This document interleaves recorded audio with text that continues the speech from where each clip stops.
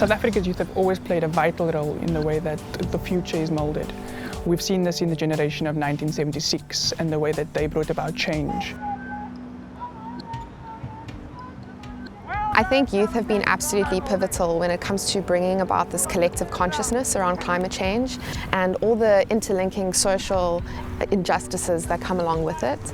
And I also think creating pressure, for the big corporates and industry in terms of saying, we're ready to hold people accountable. When you talk about climate change. But I think, in a nutshell, we need government to realize us as change makers, as trailblazers, as people who aren't just going to sit around and watch them destroy our future. No! What do we want? Where do we want it? No! And without a healthy environment, we really don't have the ability to survive. And so essentially every right of the youth is at stake for both present youth and youth of the future.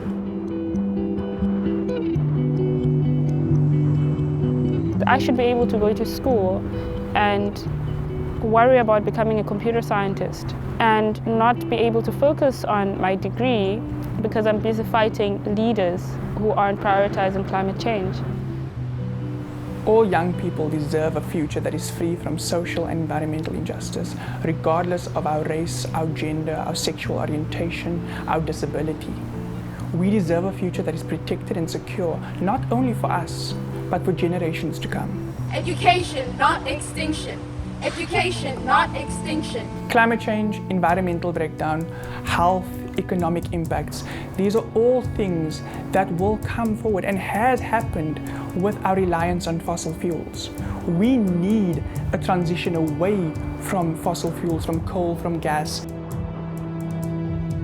We are going to run out of coal at some point. So either way, we are going to need to create jobs for the people working in the coal industry.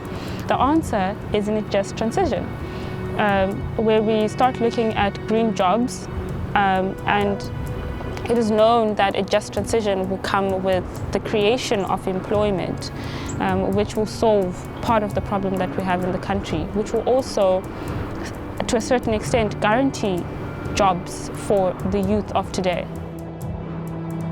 As we move through a just transition, there are going to be so many job opportunities, whether it's with renewable energy, whether it's with ecosystem restoration. There are going to be jobs that we don't even know exist yet.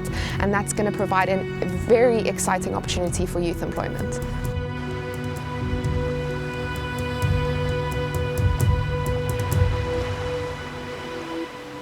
As a grassroots youth-led organization, we at African Climate Alliance support and understand the need for a Green New Eskom campaign because we believe that it is one of the many steps toward a progressive future. That we need to live in a society which centers people. We want a future that is powered by alternatives and socially owned renewable energy. While we understand that renewables are often talked about as the way forward, we also understand that it is not perfect and not the only solution forward. I mean, you can't put solar panels on an unjust system, but it's part of many solutions that cumulatively can create a more sustainable future. I think there are definitely people in power who know we need to move away from fossil fuels and act on climate change, but I think they desperately lack political will. They're still backing coal, which in turn is harming our futures. Government needs to hold itself accountable for the ruins that it is responsible for. People aren't being prioritized, and we need to get to a point where our big industries are going to change. So the whole dynamic of us having a big industry in coal, that needs to be disintegrated. And that starts with people actually holding some of these organizations and government accountable. The refusal to listen to the voices of thousands crying out for help. The refusal to move forward with a just transition and action toward deep systemic change. We are tired of their empty promises.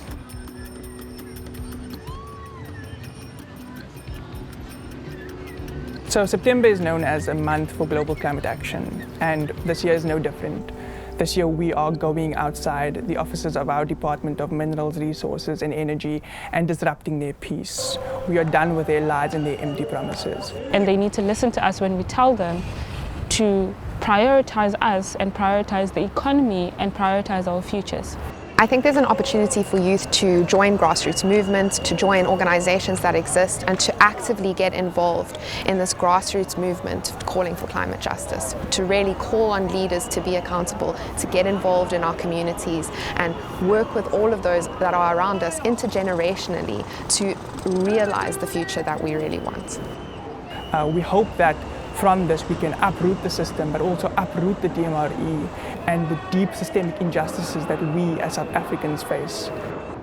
But people also need to realize that they have the power within them to facilitate change. It's time for change. We as youth may be called the leaders of tomorrow, but we are taking action today. Join us as we mobilize for justice.